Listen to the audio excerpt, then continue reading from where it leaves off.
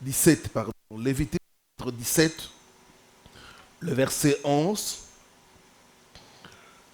Deutéronome chapitre 12, le troisième verset. Nous pouvons nous mettre debout pour la lecture de la parole.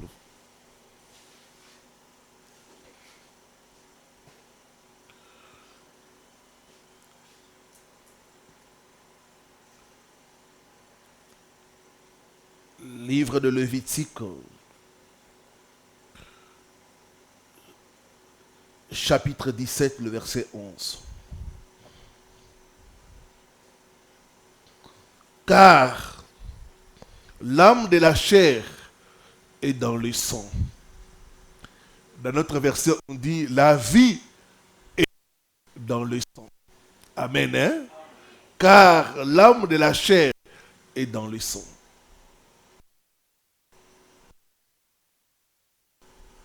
Je voulais donner sur l'autel afin qu'il servît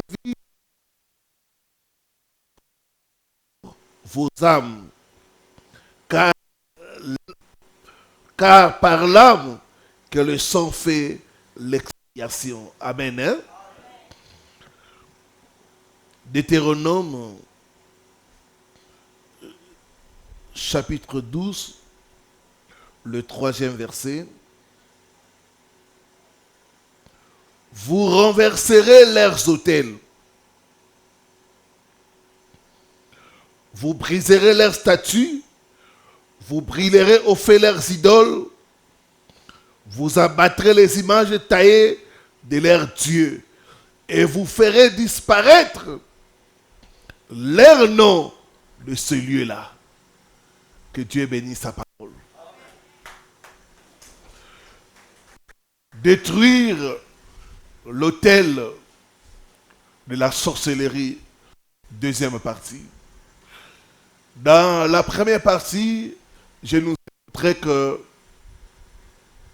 beaucoup de choses qui se passent dans nos vies, dans nos familles, sont le la sorcellerie.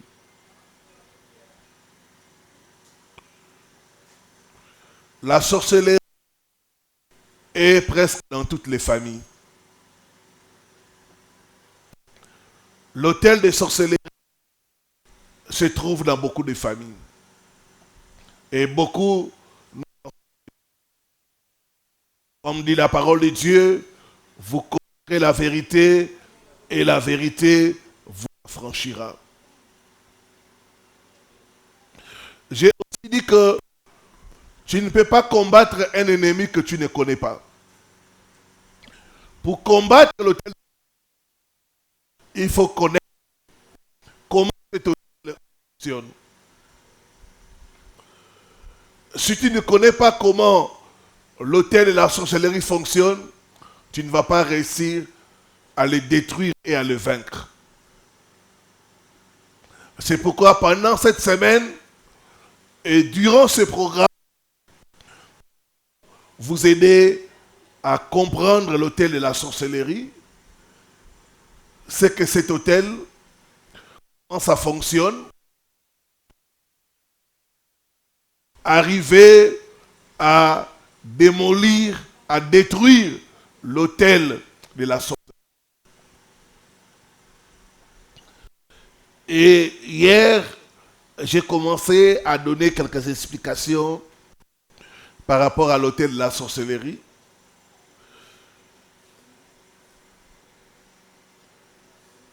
J'ai par exemple dit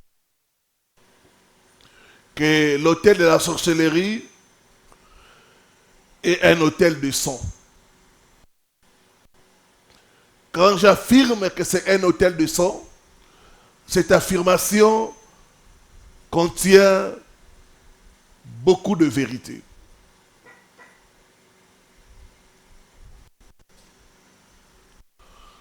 Voilà.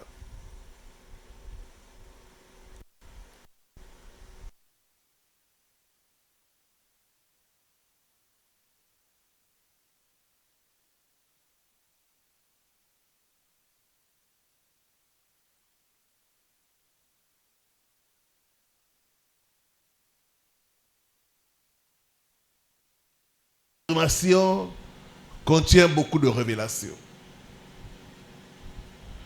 La première révélation touche à ce que j'appelle l'héritage. Parce que le sang que nous avons, ce n'est pas notre sang. C'est le sang de nos ancêtres. C'est le sang de nos parents. Donc l'autel de sorcellerie est un autel du sang. C'est un autel hérité.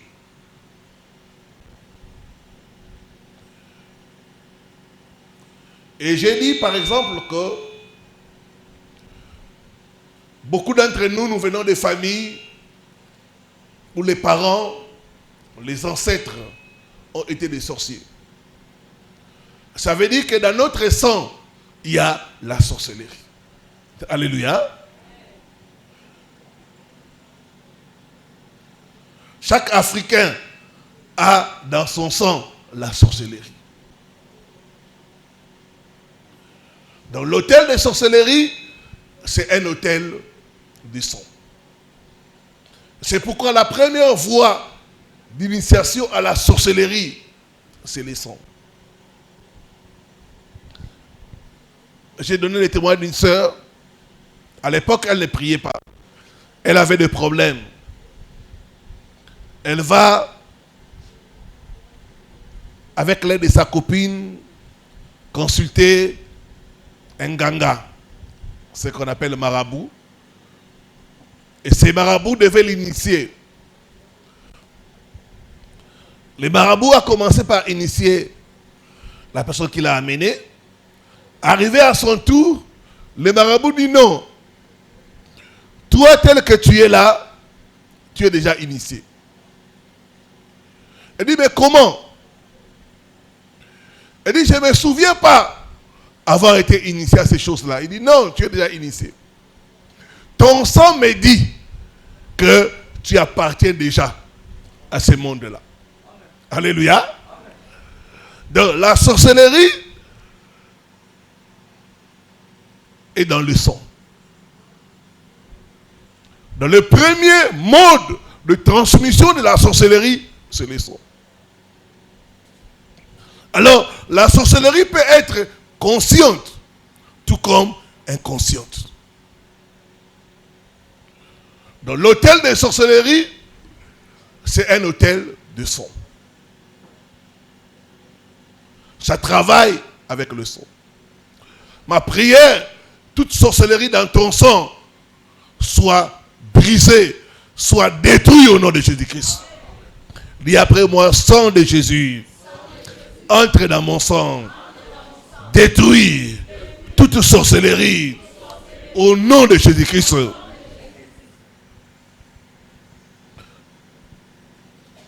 Le sang que nous portons peut contenir la sorcellerie. D'où nous avons besoin de la délivrance du sang. Donc l'autel de sorcellerie, c'est un autel qui est dans le sang. C'est un autel interne dans le sang. Donc ça pose le problème d'héritage. Il y en a qui viennent de familles où il y a des chefs coutumiers. Les chefs coutumiers sont des personnes qui rassemblent beaucoup d'énergie. Ils vont consulter à gauche, à droite, et 90% des chefs coutumiers sont des sorciers.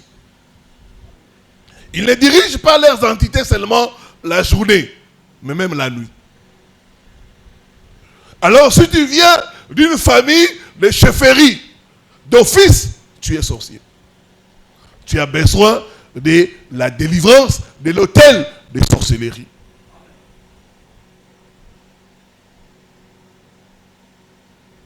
Le sang que nous portons.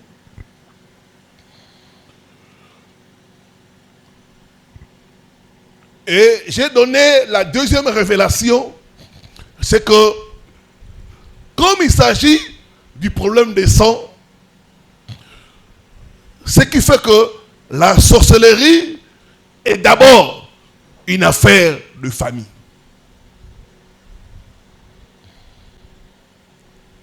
Je me rappelle, quand nous étions enfants, on nous disait qu'un sorcier qui n'est pas de ta famille ne peut pas te bouffer. C'est vrai. Vous allez me dire, mais il y a des cas de personnes qui ne sont pas de leur famille qui ont été bouffées. Je vais, durant les séminaires, vous répondre comment ça se passe. Amen. Hein? C'est d'abord une affaire de famille. J'ai reçu le cas d'une sœur, elle est venue pour la délivrance. Elle avait le même nom que son père. Son père s'appelait Paul. Et l'autre nom, propre. Paul tel. Je prends l'exemple Paul Makayabou. Elle s'appelait Pauline Makayabou.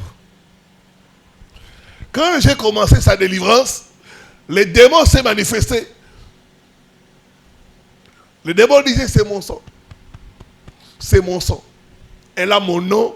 Elle a tout de moi en elle. Tu n'es pas de cette famille.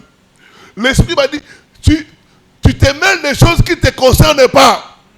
Tu n'es pas de cette famille. J'étais en train d'écouter les démons parler. Ils m'ont dit, tu n'es pas de cette famille. Ça ne te concerne pas. Donc, bien aimé, comprenez que si l'autel de sorcellerie est un autel de sang, deuxièmement, c'est d'abord une affaire de famille.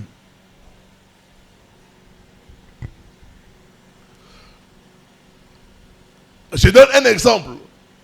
Un militaire de Congo-Brazzaville ne peut pas venir arrêter quelqu'un ici à Kinshasa. Alléluia. Quand il vient arrêter quelqu'un à Kinshasa, il franchit les frontières. Il n'a pas le droit, normalement, d'arrêter quelqu'un ici à Kinshasa.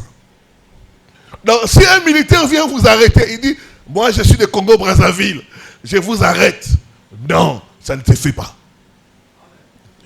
Donc, la sorcellerie est d'abord une affaire de famille. C'est pourquoi beaucoup d'entre nous, le combat que nous avons, c'est contre les sorciers de nos familles. C'est les sorciers de nos familles qui nous combattent.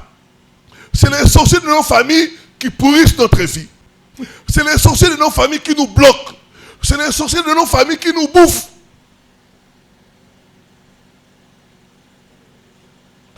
Quelqu'un en sorcellerie ne peut pas te manger si tu n'es pas de sa famille ou si tu n'as pas le même sang que cette personne-là. Est-ce que quelqu'un me comprend? Donc les sorciers de nos familles ont accès à nos vies par le sang. La porte est du sang.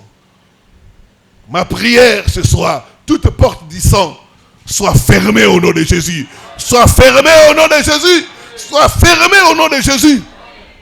Dis après moi, je ferme toute porte du sang qui permet aux sorciers de ma famille de m'attaquer, de me bloquer, de me jeter de mauvais sorts. Au nom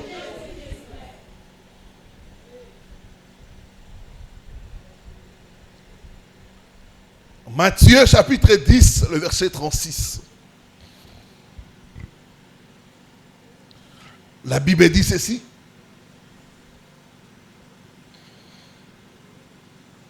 L'homme aura pour ennemi les gens de sa maison. L'homme aura pour ennemi les gens avec qui il a le même sang. Le diable connaît le mystère du sang. Alors pour combattre les familles, qu'est-ce que le diable va faire? Il va faire entrer quelqu'un dans la lignée des sangs. C'est cette personne-là qu'il va utiliser pour te combattre. C'est cette personne-là qu'il va utiliser pour bloquer ta vie. Cette personne-là qu'il va utiliser pour te bouffer dans la sorcellerie. L'homme aura pour ennemi les gens de sa famille. Les ennemis du même sang. Les ennemis du même sang. J'ai reçu le cas d'un frère. Il s'est marié. Depuis qu'il s'est marié, ses affaires ont chuté. Il est tombé malade. Des infections interminables. Des combats, des mauvais rêves qu'il n'avait pas. Il m'a suivi à la radio.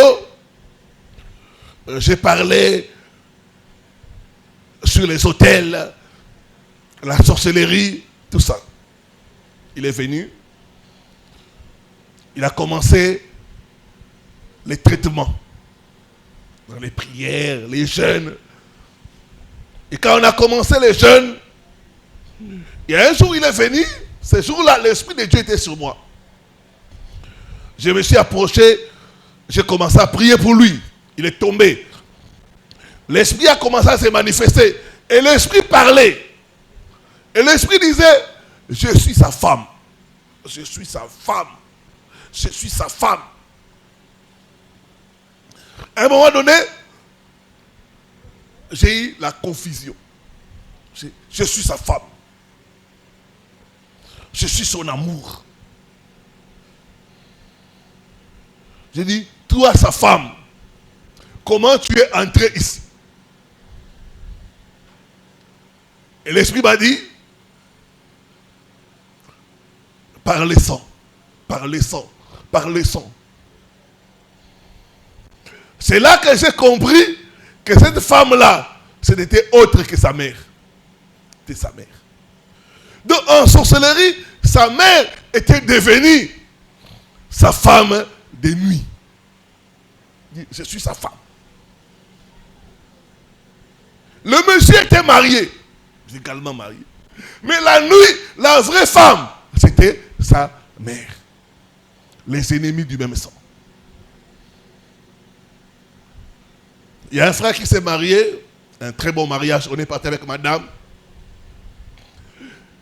Quelque temps après le mariage, il a commencé à faire de mauvais rêves. Il dit, papa, dans mes rêves, je vois ma grand-mère m'appeler chérie, chérie, chérie. Et elle était en train de pleurer pour dire que tu m'as trahi. Pourquoi tu t'es marié? Chérie, chérie.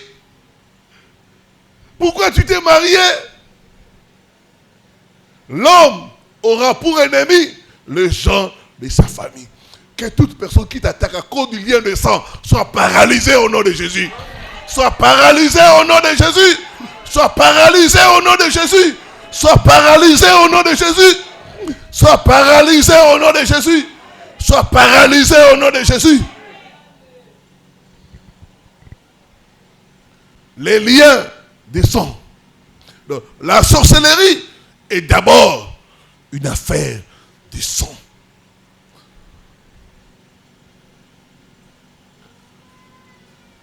Alors, qu'est-ce qui va se passer? Quelqu'un d'extérieur, s'il veut t'avoir, comme c'est le cas des gens que nous rencontrons, cette personne de l'extérieur va aller voir avec les sorciers de ta famille. Peuple de vous devez savoir une chose. Les sorciers se connaissent. Ils se connaissent. Même ceux qui sont à l'église, ils se connaissent. Alors qu'est-ce qu'ils vont faire? Ils savent la loi du territoire. La loi du sang. Tu ne peux pas entrer dans la maison d'autrui sans que quelqu'un de cette maison-là t'ouvrait la porte. Alors pour t'avoir, il faut négocier avec les sorciers de ta famille. Je vous donne l'exemple de négociation.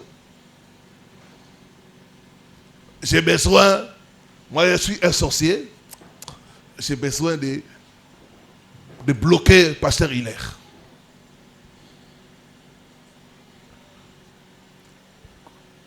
Je suis sorcier. Je vais chercher à entrer en contact avec les sorciers de sa famille.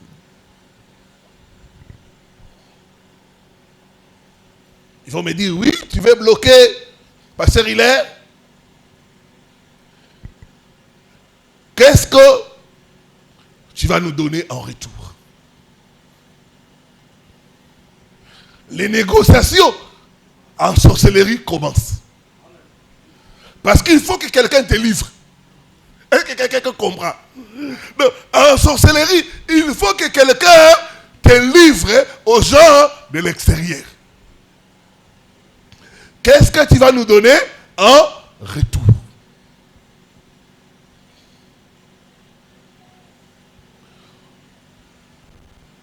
Je donne l'exemple. Si vous me donnez Pasteur Hilaire, moi, je vais vous donner le grade. Parce que dans la sorcellerie, ils aiment les grades. Les pouvoirs. Les grades.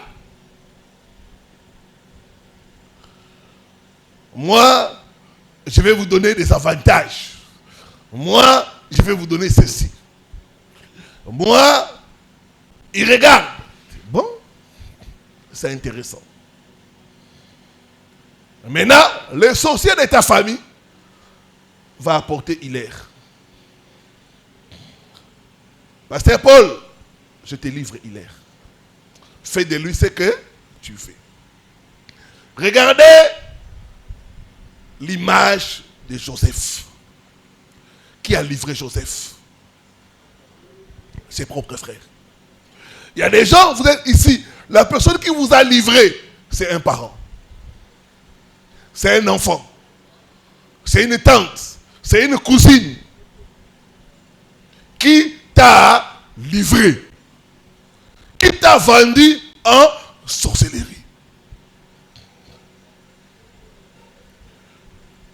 Pour avoir Jésus, les principaux sacrificateurs ont négocié avec Judas.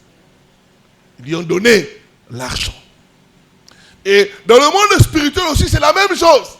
Tu ne peux pas venir prendre quelqu'un si quelqu'un ne le livre pas. Alors, les sorciers qui sont ici, ils travaillent avec les sorciers de ma famille. Mais ils vont échouer au nom de Jésus. Ils vont échouer au nom de Jésus. Ils vont échouer au nom de Jésus. Ils vont échouer au nom de Jésus-Christ de Nazareth.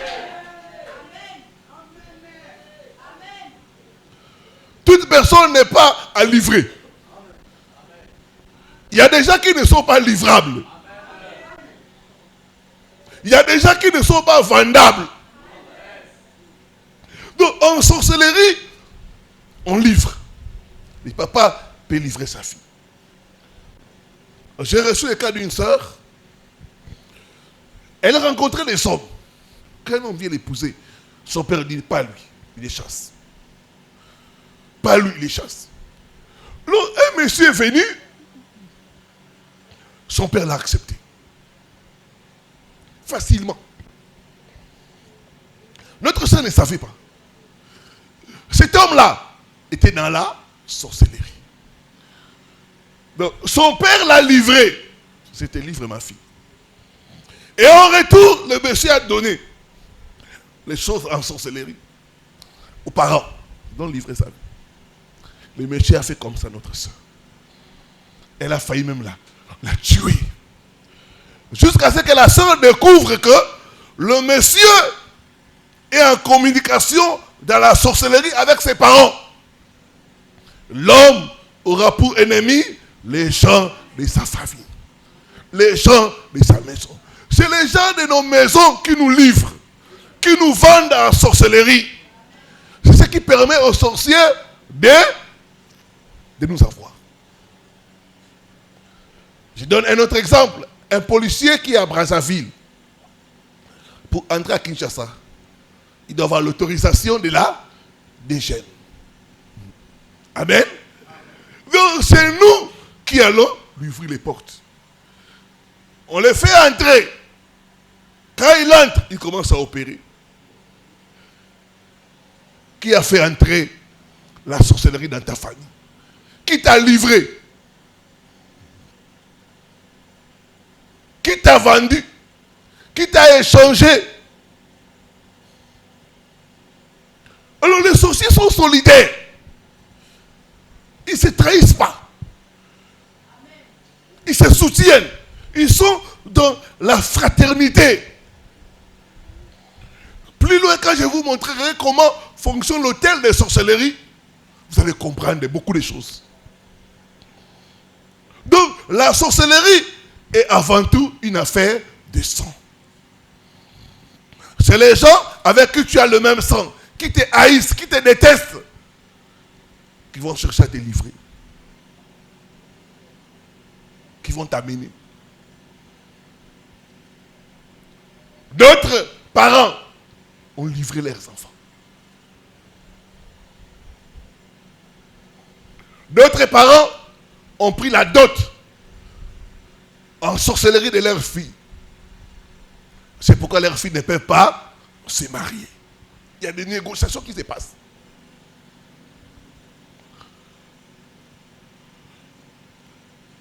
Et dans ce monde-là, il y a même des pasteurs qui sont des sorciers. Ces pasteurs sorciers-là, comment ils font? Ils vont travailler avec les sorciers de ta famille. Oui. Est-ce que je peux prendre quelque chose qui est à elle? Qu'est-ce que tu vas nous donner en retour? Parce que les sorciers ont tout le temps des sacrifices à faire. C'est un monde de sacrifices. Ils cherchent des sacrifices. Ils courent après les sacrifices. Qu'est-ce que tu vas nous donner en retour? Le pasteur dit non. Moi, je vais vous faire monter de niveau. Ok. Comme elle vient chez toi dans l'église, tu peux la prendre. C'est ainsi que vous avez des églises où les gens meurent comme ça. Quelqu'un est allé chercher Dieu. Après quelques temps, des problèmes commencent à lui arriver. Jusqu'à ce que la personne meurt. Vous avez dit, le pasteur là l'a sacrifié. Oui, il l'a sacrifié en complicité avec les sorciers de sa famille. Amen, hein? Amen, hein? C'est pourquoi il faut fermer la porte du sang. Il faut fermer la porte du sang. Dis après moi, vous sorciers de ma famille, vous ne réussirez pas à me livrer. Vous ne réussirez pas à me vendre. Vous ne réussirez pas à me sacrifier. Au nom de Jésus-Christ, tout lien de sang qui vous donne un droit sur moi est brisé, est brisé, est brisé. Au nom de Jésus-Christ. Dis après moi, je suis racheté par le sang de Jésus. Je suis racheté par le sang de Jésus. Le sang de ma famille n'a plus de pouvoir en moi. Au nom de Jésus-Christ. Au nom de Jésus-Christ. Tout dépôt de la sorcellerie dans mon sang soit consumé, soit évacué. Au nom de Jésus-Christ. Sang de Jésus, entre dans mon sang, nettoie mon sang de toute sorcellerie. Mon sang reçoit la délivrance par le feu, au nom de Jésus-Christ, au nom de Jésus-Christ. Que Dieu bénisse sa parole.